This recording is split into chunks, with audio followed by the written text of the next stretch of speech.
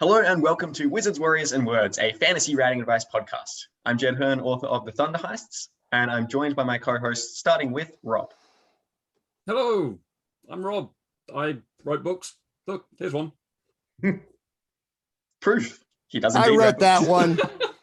You lifted the one I wrote. That's true. That's true. But you wrote all of them, so I don't know. And that is Dirk Ashton.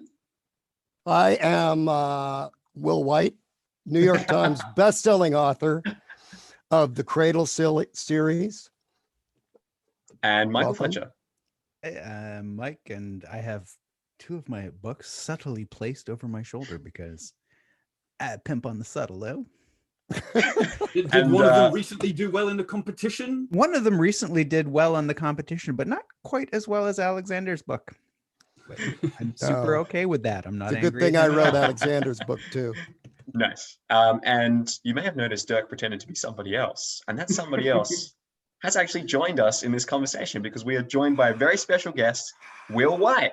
Will, thank you so much for coming on the show. I was not as prepared as the rest of you guys, so I don't have a hard copy book sitting here. I would have held up Paternus. I've got to go get it. If you can go find it, it's on the bookshelf in there in the middle. Yeah. So I'm Will Wight. Hi, good to meet you guys. And I am embarrassed to say I did virtually no research or preparation started to this. So Neither Rob did we. introduced himself as Rob earlier. Well, I didn't realize this was Rob Hayes. Rob, I love your books. Just saying. Hey, nice. Really big fan. I'm going to squeak now That's- because that's what Oh, Rob, must be nice. Must be nice for you to have a fan on the show, Rob. Facebook. Yeah, it's a rare and Never wonderful happened. thing. That's right. We don't spend enough time just eulogizing about how good Rob's books are. So it's good. It's good to boost his ego up a bit, Will. So thanks for that. That's right. That's right. First of all, Now I like, can trade shout outs with Dirk. nice. Will is holding up Thank the you. cover of Paternus for our audio That's listeners. right.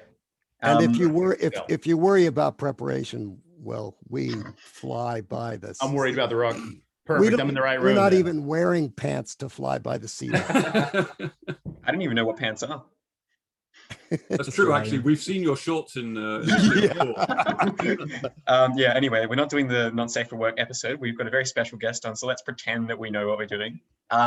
First of all, Will, congratulations on hitting the New York Times bestseller list for your latest Cradle book. That is awesome. Oh, thank you. Yeah, it really caught us off guard. It kind of came out of nowhere. I was just working on the next book, and I got a call out of nowhere that like we hit the New York Times bestseller list. I was like, no, we didn't. So we Number 14. yeah 13. 13 now. So yeah, Wow. 13 would have been That cool one too. spot, I don't Dirk. care. 15's fine. Like anything in the top 15 makes the list. So I don't. It doesn't I'd matter. take The number 1,000. is. I How don't do you care. hit that? Is that just like on sheer number of copies sold, or? So it's in this case it's off of it was the I choked and died. It was the audiobook it's the audiobook version that hit it because apparently if you just sell your ebooks on Amazon, you're never gonna qualify. Right. So since I'm exclusive to Amazon, ebook's never going to qualify. So I had never attempted to hit the list or thought about it.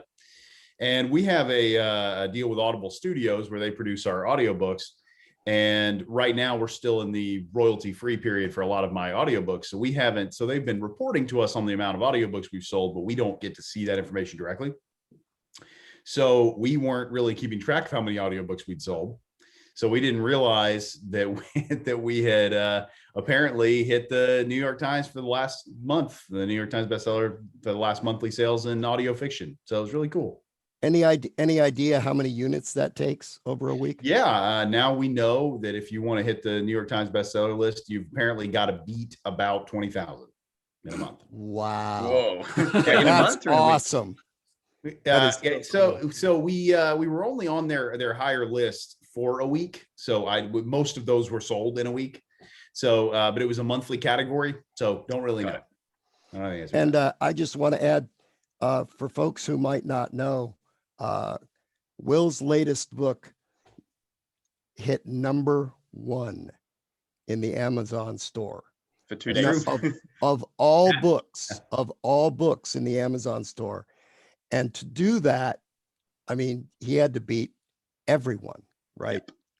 Every author you've ever heard of. And that is just for that couple of days. Let's Hey, it's still a good time. victory. Oh no, Yeah, if you it is. I was very excited. I really Oh was. yeah, But, top 1,000 is great. Top 100 is stupendous. Top 10 is just, I mean, that's like, oh. it was funny because before we started recording, I mentioned how excited I was when my first book hit certain milestones. But I really remember when my second book hit the top 100, we get to 98 or 96 or something, and I was so excited. Yeah, And it was really, we just celebrated, and it was really exciting. And then last time we hit number one, and it was indeed more exciting. yeah. I would imagine so. Even if it just blipped in there for an hour. Oh yeah, and that's what we were expecting too. We were like, Yeah. any second it's going to fall.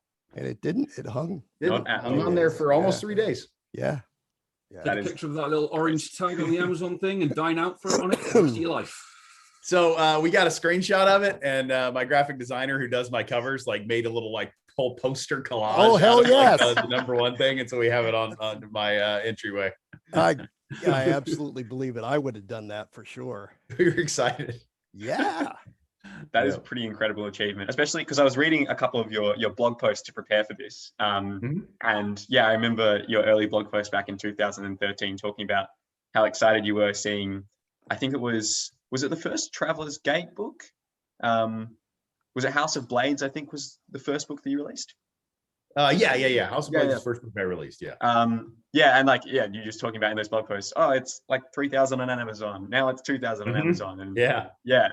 Yeah. So it's kind It of was- stupendous to yeah. think about how that's climbed. Oh, it's fun because sometimes I see authors that are getting excited to get into 2,000 and 1,000. And the funny thing is when I'm talking to them about it, and when they know I'm in the chat or when I'm talking about it, they always go, well, it's not as high as yours, Will, but I'm still excited. I'm going, dude, I've been here. I know exactly where you're at. I'm happy for you, man. This is awesome.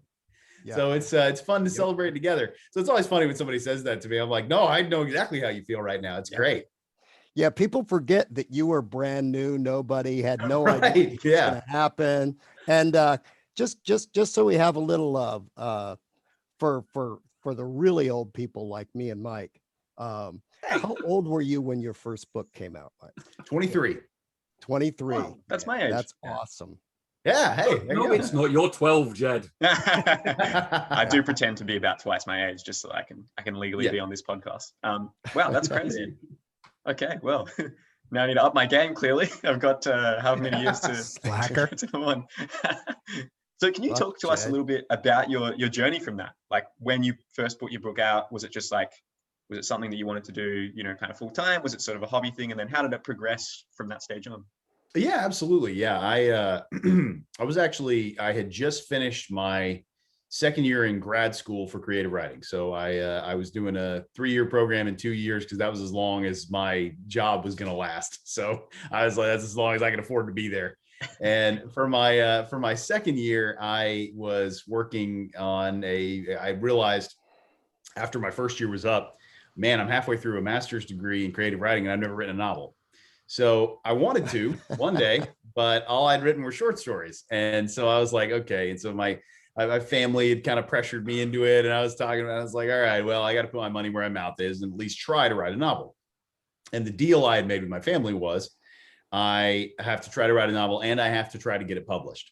So this was 2012. So at that point, Kindle direct publishing was just really becoming a thing. It was very new at that point. So, but I had still read some titles on that were published directly on Kindle. So I had started looking into that. And of course, in grad school, they don't teach you how to get anything done. But I had been looking at it on my own, and I'd been doing some research. And so as I was writing it, I was going, well, what I can do is this book won't be good because I'm going to write it and it's going to be bad. But I'm going to write it and then I can offer it directly to the readers and we can see if there is an audience out there for this kind of action focused, really stripped down fantasy experience that I feel like I want. And then we'll see if there's other people out there who want that too. And I was like, and if there are, then I can leverage it into a real publishing deal later. So that was what I did in 2012, working on House of Blades. I finished it. I put it up on Amazon on June 1st, 2013. And then I spent the next about a week sort of pimping it however I could. I was speaking in my old high school that I graduated from. I was handing out cards at Barnes and Noble. I was just doing just random stuff. It didn't work at all. I sold maybe like 10 copies from that. And then, and we sold, I ended up selling, forcing like, I don't know, 200 copies, but most of those were from people who were just knew me, like my family and my friends, people who just bought it because my name was on the cover. So that's it. So then it kind of bottomed out in sales, but after a few more days, it started picking back up again. We started selling 10, 15, 20 a day. And we realized that word of mouth was getting around somehow, and people were finding it on the Amazon recommendations. They were seeing it, they were giving it a shot, and then they were recommending it to people. So we were seeing a little bit of activity on forums, and it started really picking up. And it really hit max momentum a few weeks later. And when in one day it went from like 80 sales to like 110 sales to like 250 and 300 the next day. Wow. And I was at a little tiny convention in St. Augustine when that happened, and I got the call, and they were like, I don't know what you're doing there at that convention, but whatever it is, keep doing it. It had nothing to do with me at all. We realized later. But were you doing any advertising, paid advertising at all? Nope. Wow. Totally That's what we like to it was call the golden Wild age. West days of KU. yeah, exactly. Yeah, Right? it's the Wild West, it's the golden age. Yeah, it was a weird time. Yeah, that's I awesome. published my first trilogy back in 2013, and I had a similar sort of thing where it just sort of like nothing for a few days, and then suddenly it just started picking up and selling tons. And I wasn't doing anything. I like handed out business cards at pubs and stuff, trying to get sales when I was first doing it. Bizarre, but yeah, and it took off then as well. And then I decided to sign with a publisher and kiss that all away. I should have been more like Will Wight. You should have been more like Will Wight. That's the moral of this story. I tell myself that every day. Will do. I don't want to be more like Will Wight. I want to be Will Wight. Oh no. Look at the Oh bunch God, of Dirk's suckers we going have to try on and this assimilate podcast. somebody else. That's what I used to say about Brandon Sanderson, that I was going to wear him like a skin suit. But, that became increasingly less appropriate as time went on. So how did it kind of progress from there? So the first book, had a little bit of a kind of organic word of mouth spike. What were you doing at the time? Were you still in grad school? Were you like, when did you No, I had, transition to... that was what was funny is I spent my entire second year of grad school working on the book, and while I was working on my master's thesis, so it was the slowest I've ever written a book. And I finished it and put it out right as I graduated, or right after I graduated. And I didn't know, so I was pursuing another teaching position in the fall, but they didn't know, and they were going to know until like July whether they had any positions open for August. So for a couple of months, I was like, I'm in limbo, man. I'm doing anything. So what I was really hoping, my goals for the book were, I hope I can make like $500 on this so that I can break even and make $400 or $500 so that I can live for the next month or two before I see if I have a job. Yeah. So that was my goal. My highest goal was maybe over the course of this whole next 12 months, year, we can make $20,000 so that I can live and write another one. Yeah. So that was my highest ambitions. My highest ambitions were not very high, it turns out. So, but continuing that trend, we didn't know when we were going to run out of people on House of Blades. So when it started selling 300 a day, and then it stayed there for a few days and started going down. But we thought at any day, it's going to go from 150 a day to copies sold a day to zero. It's just going to bottom right out at any time. And we kept hitting these plateaus. We had no idea how long they were going to last or how low the next plateau was going to be. So I rushed out my next book. I wrote it in 2 months. It was the Crimson Vault sequel to House of Blades, second book of the trilogy. I wrote it in 2 months, and it's 50% longer than House of Blades. So it was one of those Mark Twain scenarios where I wrote a long book because I didn't have time to write a short one. But it was, so, and then we released it on August 24th or 27th, something like that. We released it in late August, and we were expecting to have to keep the wheels turning. And we released it, and it released and sold 1,000 copies on day one. And it kept we had no idea what to expect. That was more. And it kept the wheels turning, kept it going. And then I took a little more reasonable amount of time on the next one. So 6 more months, and then finished out the trilogy, and it performed about as well as 2 did. And when we just kept the wheels turning. And so we ended up by the end of the year having released 3 books and sold over 100,000 total copies. Wow. So that's yeah, awesome. It was really And cool. then now, who was helping you early on? Was it just you? How quickly did you have to pull on your team? Yeah, that's a great question. It was mostly my family helping me out. Yeah. We were kind of just doing whatever we could. So they were the ones that were helping me stay isolated and stay on track. They were the ones helping me so like I told you, we did this tiny convention at St. Augustine. They came with me and they were the ones helping. Okay, we don't have anything for a booth. So they ran over to the FedEx store and got some posters blown up to high stuff, which by the way, we were Been like, there. this is, yeah, exactly. By the way, we were like, this is cutting into like our entire book budget for the day, we thought. Yeah. So like, this is too expensive, but we did it anyway. And so they've been working with me basically from day one, and now I'm able to employ my entire family, which is pretty cool. That is awesome. That is really, how many That's now? Who is it? It's your brother? Yeah, so my brother is doing social media now. My dad is doing business manager kind of stuff. Nice. And my mom is helping with the merch store, which is why I have this hat on. And my sister is about to come over from the contracts department of Walt Disney World to take over contract negotiations and business administration. Holy shit. Wow. Yeah. Yeah. So that is successful when you're awesome. pulling people from Disney. You're like, yeah, no, I'm big. That's what I've been telling people, is I've been stealing people away from Disney. Yeah. What a power move. Wow, that's that's awesome, Will. I mean, there are still so many people in the business who know, right? And so many readers around who know Brandon Sanderson and G.R.R. Martin and Neil Gaiman and J.K. Rowling, but they don't realize that there are people like Will who sell just as many books, if not more. If not more, if the number one on Amazon is anything to go by. It's no exaggeration to say that Will is one of the most popular fantasy writers in the world today. It's just true. It's true, though. He's on our podcast. And I like to mention that stuff because people talk about self-pub, right? Yeah. But it's not nothing. Yeah, it's funny.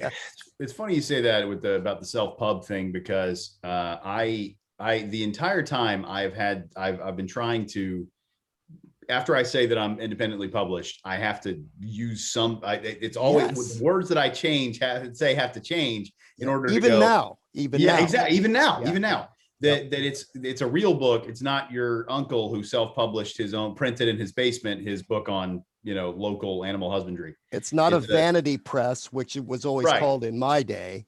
Yeah. And so that's what people still assumed. So as I kept working my way up, I kept using different language to try and figure it out. So the best I could. But the most awkward phase was when I had to use like just raw book sales numbers, because first of all, most people don't know what a lot of book sales is. No. So it's like, we've sold over 20,000 copies. They're like, oh, cool. Yeah, they just don't. No. I had the reaction not too long ago where I said, I hit number 1 on the Amazon Kindle store, and they were like, "Oh, cool, that's neat. That must have been fun for you." And one of the first questions I always get, and I know everybody always gets, is, "Well, which bookstores can I buy your book in?" And I'm like, "Yes, none." And when you say none, they go, "Oh, so you're not a real." Now you're to the point. I mean, I would be surprised if you looked into talking to someone like Sean Speakman at Grim Oak Press, who handles the bookstore stuff for like Michael J. Sullivan, also one of the biggest fantasy authors. But he does that, so he straddles both fences. Yeah, we've both talked sides to of the people, fence. Yeah, we've talked to people about getting in bookstores. It is one of those things right now where we have just now started assembling enough of a team to have the energy. It's a big deal. Yeah. I know that Robin, Mike's wife, works really hard on just that part of it. It was really just it's a time and energy investment thing. So we were going, how much of a return are we going to get from bookstore sales? I mean, is it going to be enough to worth pursuing this and trying to get in bookstores? It does. Yeah. There's a potential to open up a whole new market who've never heard of Will Wight. Yeah. But would Yeah. it be worth it depending on the And that's the question. So we're slowly making progress on that front, but that's, I don't know what to say. And so the funny thing is, the language I've really been working on, now that we've hit the New York Times bestseller list, I don't have to use it anymore. Now I can just say New York Times bestselling author, and then people go, exactly. "Ooh." No, seriously, that Pretty should handy go way on. to describe should what go you're up on to. now. Yeah, exactly. You need to go back and republish all these with New York Times best-selling author Just everything ever. Dirk Ashton. That was the tattoo first it on thing your skull. I mentioned my graphic designer earlier, and that's what the first thing he said is we're going back and we're putting them all on the covers. And I said, no, I'm just going to get a facial tattoo. That's what I just right across the head. Right here on your neck. Oh, there you go. That's good. That's where it's classy right there. I think we're going to have a brief break in this conversation because we're coming up to about half an hour for our first episode. So we'll be back for episode next week. So this is part one of a part two discussion, I guess. Just before we head off, I want to give a quick Patreon shout out to our latest Patreon, Bender, who is a big fan of the Cradle series, Will. He sent me a bunch of questions about Cradle. A lot of them I was like, I think these are for later books because I don't actually understand them and they're very specific. That makes sense. But yeah, big fan of yours. So if you want to help support the show, just head on to patreon.com/wizardswarriorswords and you can get a whole bunch of cool bonuses there. All right. So thank you for listening to this episode. We'll be back for the people who are recording this episode with me in about 30 seconds. But for the rest of you, it'll be next week. We're so organized. Slick. Hi, everybody. Okay, change your shirts real quick. Yeah.